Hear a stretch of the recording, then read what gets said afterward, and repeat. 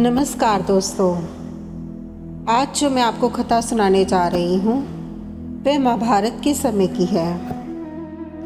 कौरव और पांडवों में भयंकर युद्ध हो रहा था।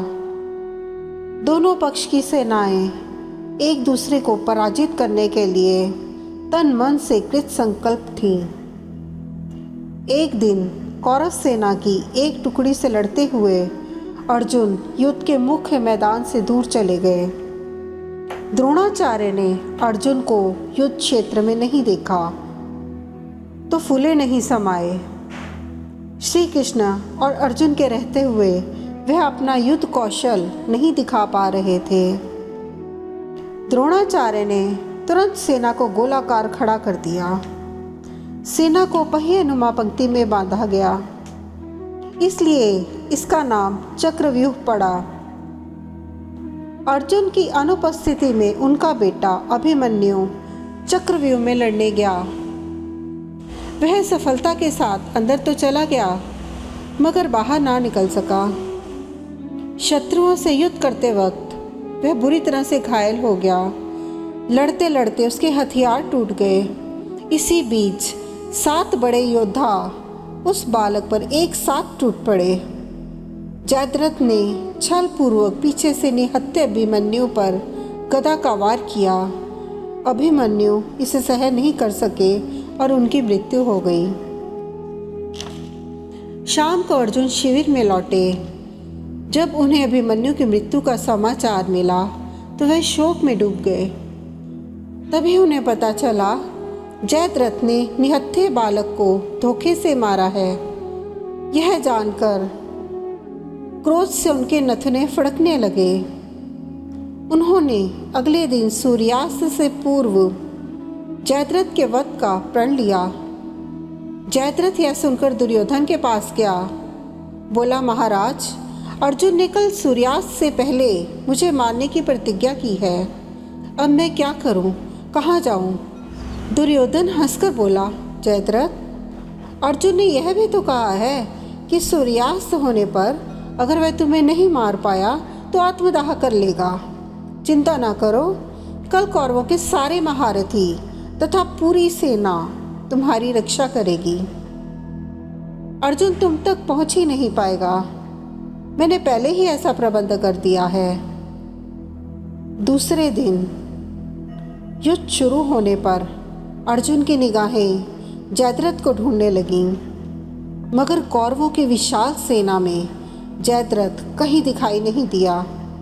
यह देखकर अर्जुन निराश होने लगे।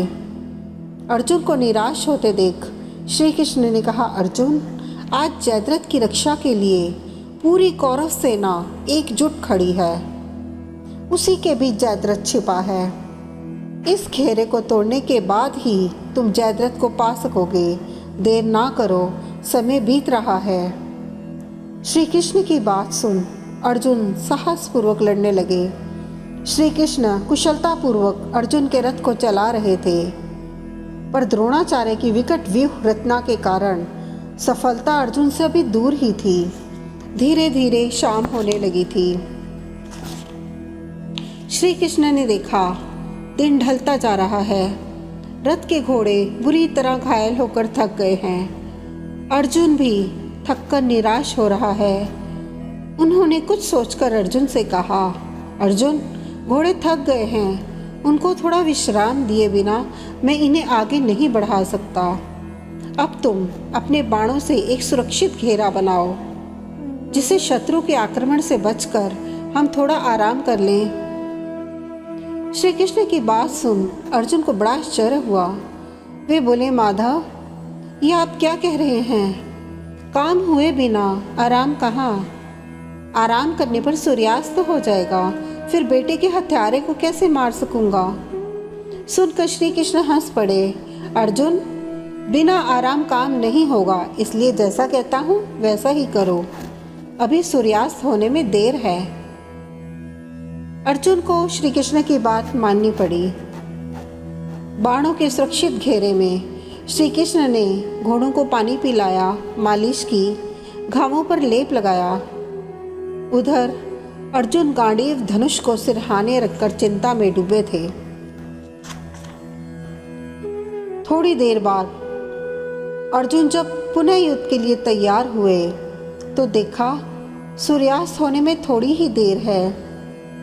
श्री कृष्ण ने निराशा के स्वर में कहा, अर्जुन, समय को देखते हुए जयद्रथ को मार पाना अब कठिन है, इसलिए तुम अपनी प्रतिज्ञा का दूसरा भाग पूरा करने की तैयारी करो। कहते हुए श्री कृष्ण ने अपना 5 जन्य शंख बजाकर युद्ध बंद करने की घोषणा की ताकि सभी समझें सूर्य अस्त हो गया। अर्जुन भी यह बात समझ ना सका। उसे लगा पता नहीं श्री कृष्ण यह क्या कह रहे हैं। उधर कौरवों की सेना में खुशी की लहर दौड़ गई। कृपाचार्य, कृतवर्मा, अश्वत्थामा, द्रोणाचार्य और दुर्योधन के सुरक्षित घेरे से जयद्रथ यह देखने के लिए बाहर निकला कि मुझे मारने की प्रतिज्ञा करने वाला अर्जुन अब स्वयं आत्मदाह की तैयारी कर रहा है या नहीं। अर्जुन ने धनुष बाण रख दिए थे। पास खड़े श्री कृष्ण जल्दी जल्दी लकड़ियों से चिता तैयार कर रहे थे। जयद्रथ को कौरवों की सेना के सामने खड़ा देख श्री कृष्ण ने हाथ की लकड़ी फेंक कर घोड़ों की रास संभाल ली और अर्जुन से ललकार कर कहा, अर्जुन, उठाओ गांडीव। तुम्हारा शत्रु जयद्रथ सामने खड़ा है। उधर आकाश में देखो, अभी सूर्य के अस्त होने में काफ़ी देर है।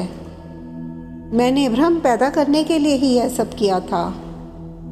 अचानक सबकी निगाहें आकाश की ओर उठ गईं। कुछ क्षण पहले ना दिखाई देने वाला सूर्य अभी भी आकाश की पश्चिम दिशा में चमक रहा था। दुर्योधन के हाथ से तोते उड़ गए। जयद्रथ छिपने के लिए भागा, मगर इससे पहले ही अर्जुन के धनुष पर बाण चढ़ चुका था। श्री कृष्ण फिर बोले, अर्जुन सावधान। जयद्रथ का पिता उत्तर दिशा में 100 योजन दूर बैठा तप कर रहा है। बाण इस गति और लक्ष्य से चलाना कि जयद्रथ का सिर उसके पिता की गोद में ही गिरे। अगर तुम्हारे बाण से कटकर जयद्रथ का सिर जमीन पर गिरा तो उसके पिता के श्राप से तुम्हारे सिर के 100 टुकड़े हो जाएंगे। अर्जुन ने कहा, ऐसा ही होगा माधव। और उसके गांडीव से तीर छूट गया। उस तीर ने जयद्रथ का सिर काट डाला। तीर उसे लेकर उड़ चला। कटा हुआ सिर सीधे जयद्रथ के पिता की गोद में, जहां वे तपस्या कर रहे थे, वहां गिरा।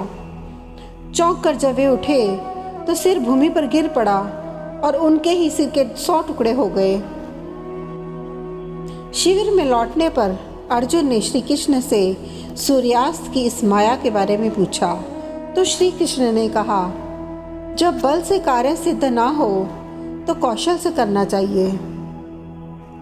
मैंने ही अपने योग बल से सूर्य पर आवरण डालकर अस्त होने की माया फैलाई थी। सूर्य अस्त हुआ ही नहीं था। माया के हटते ही वह फिर निकल आया। यह सुनकर अर्जुन का सिर श्री कृष्ण के प्रति श्रद्धा से झुक गया। तो दोस्तों, आज की ये कथा, ये प्रसंग आपको कैसा लगा कमेंट करके बताइए। लाइक कीजिए, शेयर कीजिए और सब्सक्राइब भी कर दीजिए। नमस्कार।